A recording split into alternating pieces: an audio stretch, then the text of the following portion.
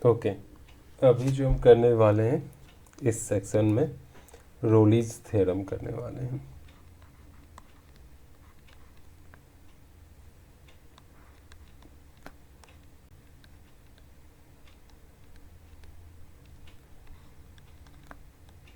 ठीक है, तो कह रहा एफ एक फंक्शन है।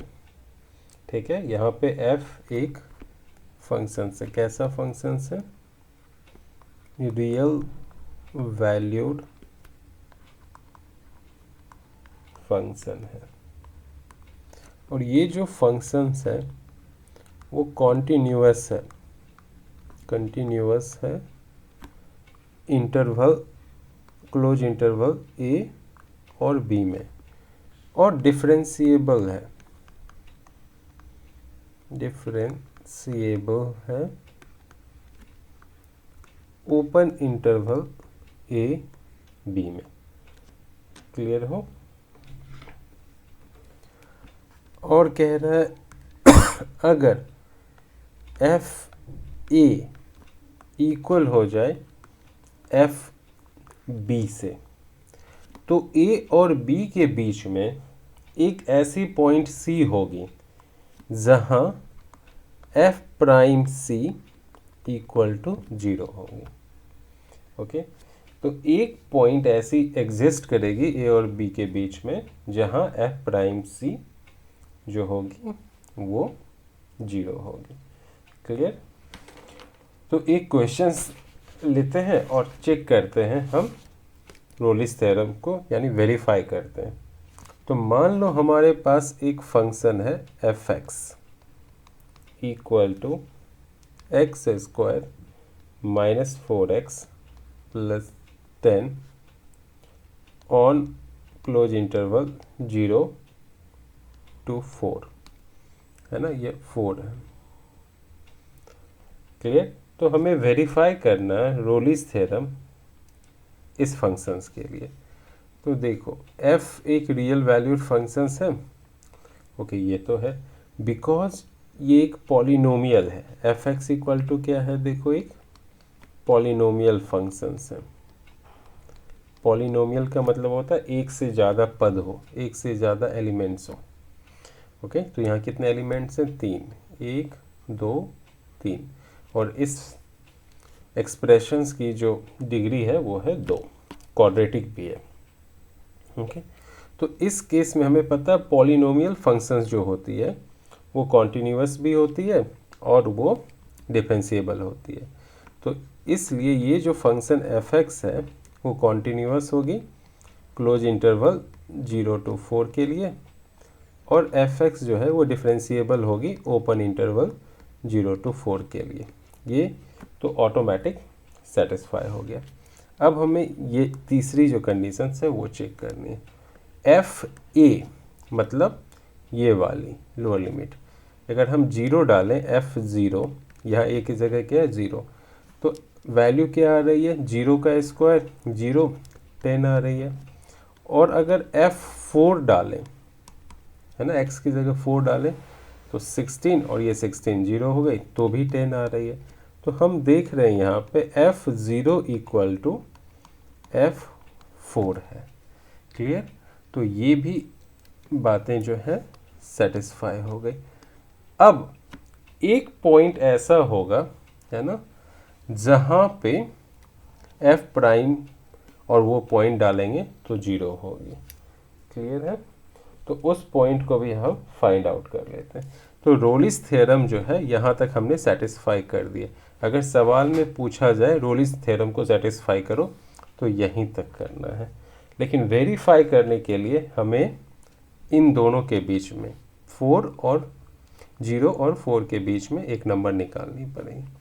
तो सबसे पहले हम एफ प्राइम एक्स करेंगे इक्वल टू 0, तो ये क्या हो जाएगी? 2x माइनस 4 इक्वल टू 0, तो x इक्वल टू क्या आ गई? 2, और ये जो 2 है 0 और 4 के बीच में ही आता है।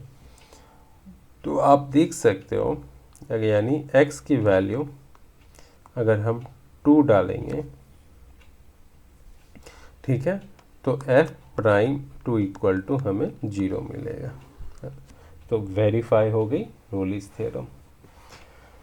ओके, चलो एक और सवाल लेते हैं जिसमें सिर्फ और सिर्फ सेटिस्फाई कराना, वेरीफाई नहीं करानी है। ओके, तो मान लो हमारे पास एक फंक्शन है एफ एक्स इक्वल टू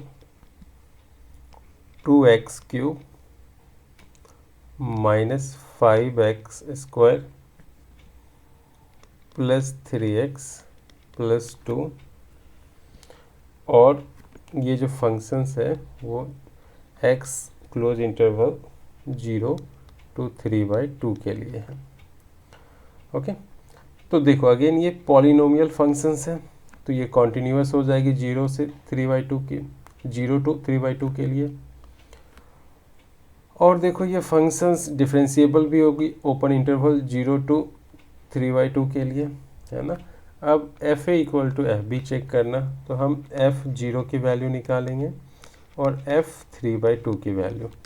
अगर ये दोनों वैल्यू इक्वल हो गए तो रोलिस थ्योरम सेटिस्फाई हो जाएगा।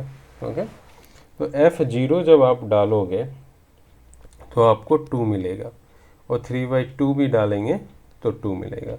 तो ये दोनों क्या हो गए, इक्वल हो गए, तो रोलिस थ्योरम सेटिस्फाई हो गई। यही थी रोलिस थ्योरम।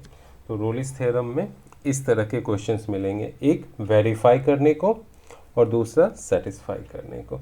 एक तीसरा क्वेश्चंस भी आ सकता है जो कि आपसे पूछ देगा वैल्यू निकालने के लिए। ओके, तो वो भी कर देते हैं, यही कर देते हैं। ओके, तो एक इंटरवल मानो दिया हुआ आपको, close interval A B, clear. और ये पहले ही कह दिया है सवाल में कि रोलिस थ्योरम को सेटिस्फाई करती है एक फंक्शन। फंक्शंस क्या है, F X equal to x³ minus 2x² plus 3, है ना। ये जो फंक्शन है इस इंटरवल के लिए रोलिस थ्योरम को सेटिस्फाई करती है, ठीक है। और ये भी दिया हुआ है a की वैल्यू 0 है तो b की वैल्यू निकालना है। ओके, जब रोलिस थ्योरम को ये सेटिस्फाई करती है तो हमें पता है एफ ए इक्वल टू क्या होगी, एफ बी, है ना। और एफ ए कितनी है, 0, यानी f0 इक्वल टू हो जाएगी एफ बी। सवाल में a0 दिया हुआ है, तो अब इस एक्सप्रेशंस में 0 डालेंगे तो क्या होगी, 0 की क्यूब माइनस 2 इंटू 0 का square plus 3 equal to b³ minus 2b² plus 3। तो ये तो हो गई plus 3 equal to b³ minus 2b² plus 3, ये 3 और ये 3 0 हो जाएगी। तो यहाँ आ गया b² कॉमन ले लेंगे इन दोनों से, तो b माइनस 2 इक्वल टू क्या हो जाएगी, 0। तो b की दो वैल्यू हो जाएगी, एक हो जाएगी 2, दूसरी हो जाएगी 0। तो इस केस में हमें ऑलरेडी पता है 0 हम ऑलरेडी ले चुके हैं, तो b की वैल्यू क्या होगी, सिर्फ 2 एक्सेप्टेबल होगी। तो b क्या आ जाएगी, 2। That's it.